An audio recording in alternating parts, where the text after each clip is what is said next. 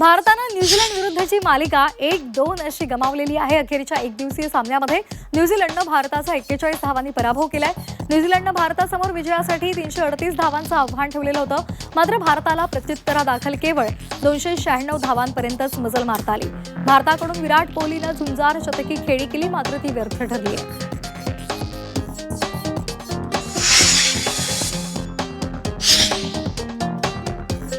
विदर्भानं यंदा विजय हजारे ट्रॉफी स्पर्धेचं विजेतेपद पटकावलेलं आहे। विदर्भानं अंतिम फेरीमध्ये सौराष्ट्रचा 38 धावांनी पराभव करत स्पर्धेची ट्रॉफी उंचावली आहे। विदर्भानं प्रथम फलंदाजी करत असताना सौराष्ट्रसमोर विजयासाठी 317 धावांचं आव्हान ठेवलेलं होतं, मात्र सौराष्ट्रनं 279 धावांपर्यंत मजल मारलेली आहे। शतकी खेळी करणारा अथर्व तायडे हा विदर्भाच्या विजयाचा शिल्पकार ठरलेला आहे। राजकारणापासून काही काळ उसंत घेत शरद पवार यांनी आपल्या नातवाचा आंतरराष्ट्रीय बास्केटबॉलचा सामना टीव्हीवर पाहिलेला आहे। शरद पवार यांचा नातू खासदार सुप्रिया सुळे यांचा मुलगा विजय सुळे हा एक उदयोन्मुख बास्केटबॉल खेळाडू म्हणून ओळखला जातो। देशांतर्गतच नव्हे तर आंतरराष्ट्रीय स्तरावर सुद्धा त्यांनी आपल्या खेळाची छाप पाडलेली आहे। सध्या थायलंडमध्ये सुरू असलेल्या प्रतिष्ठित वॉरियर्स लीग बास्केटबॉल स्पर्धेमध्ये विजय सुळे CNS ओरिओन या संघाकडून खेळत आहे।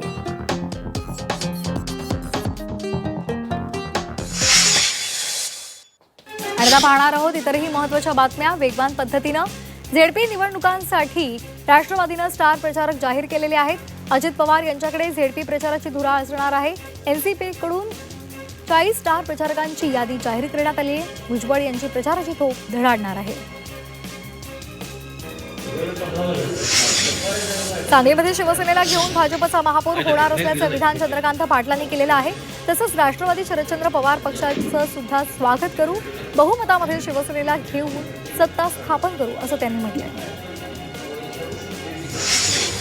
पुणे महापालिकेमध्ये महिलांचा दबदबा पाहायला मिळतोय। महापालिकेमध्ये पुरुषांपेक्षा महिला नगरसेवक अधिक आहेत। यंदा मनपामध्ये 88 महिला तर 77 पुरुष नगरसेवक आहेत। महिला नगरसेवकालाच महापौर पदाची संधी मिळणार आहे।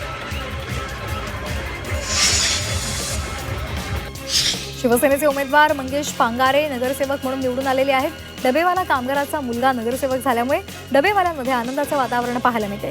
ग्रँड रोड परिसरामध्ये कामगारांना पेढे वाटून त्यांनी आनंद व्यक्त केलाय। आंतरराष्ट्रीय सायकलिंग स्पर्धेमुळे पुण्यामध्ये आज शाळा आणि महाविद्यालयांना सुट्टी जाहीर केली आहे। या स्पर्धेमधील प्रोलॉग रेस या आज शहरामध्ये होणार आहे आणि त्यामुळे त्यासाठी प्रमुख रस्ते बंद असतील। त्यामुळे विद्यार्थ्यांची गैरसोय टाळण्यासाठी शाळा आणि महाविद्यालयांना सुट्टी देण्यात आली आहे। Pune grand challenge tour cycle स्पर्धेसाठी आज शहरातील अनेक महत्त्वाचे रस्ते बंद असणार आहेत आणि याचा फटका हा नियोजित फेऱ्यांवर होणार आहे। PMPच्या सुमारे 2000 फेऱ्या रद्द होणार आहेत आणि याचा फटका प्रवाशांना बसणार आहे। रासे कार्यकर्ते सोनम वांगचुक यांच्यावर तुरुंगामध्ये अत्याचार होत असल्याचा आरोप केला जातोय। त्यांच्या पत्नी गीतांजली यांनी हा आरोप केलेला आहे। सोनम वांगचुक यांना तुरुंगामध्ये जमिनीवर झोपावं लागतंय, त्यांना कोणत्याही प्रकारची सुविधा दिली जात नाही असा आरोप त्यांनी केलाय।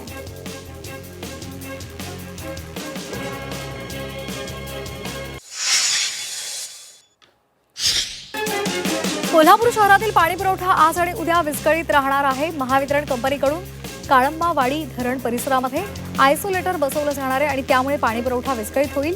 पाणी जपून वापरण्याचं आवाहन करण्यात आलं आहे। पुणे कृषी विभागाच्या अहवालानुसार 63,80,000 हेक्टरवर पेरण्या पूर्ण झालेल्या आहेत। गहू, मका, हरभरा या पिकांची जास्त प्रमाणामध्ये पेरणी झाली आहे। मुबलक पाणी, अनुकूल हवामान आणि थंडीचा फायदा या पिकांना होत असल्यामुळे उत्पादनात वाढ होण्याचा अंदाज आहे। जालन्यामध्ये शेतामध्ये टेहळणीसाठी गेलेल्या शेतकऱ्यावर दरोडेखोरांनी जबरी हल्ला केलाय। 7 ते 8 दरोडेखोरांनी शस्त्र हल्ला चढवत त्याच्या खिशातील पैसे आणि बोटांमधील अंगठ्या काढून घेतल्या। त्यानंतर शेतकऱ्यांचे हातपाय बांधून दरोडेखोरांनी पळ काढला। दरम्यान जखमी शेतकऱ्याला पोलिसांनीच खासगी रुग्णालयामध्ये दाखल केलं, त्याच्यावर उपचार केलेले आहेत। तालुका पोलीस या प्रकरणी अधिकचा तपास करत आहेत। तर भारतामध्ये थंडीचा कडाका कायम आहे। काश्मीरमध्ये बहुतांश भागात शून्याच्या खाली तापमान आलेलं आहे। तसंच पंजाब, हरियाणासह उत्तरेकडच्या राज्यामध्ये थंडी पाहायला मिळते। रात्री तापमान 10 अंश सेल्सिअसच्या खाली उतरले। ढगाळ वातावरणामुळे पुण्यामध्ये थंडीचा जोर कमी झाला असून अवकाळी पावसाची शक्यता पुढील 4 दिवस ही पाहायला मिळते. तापमानामध्ये कदाचित वाढ होईल असाही अंदाज वर्तवला जातोय. जानेवारी अखेर पुन्हा एकदा थंडी वाढेल असा अंदाज आहे.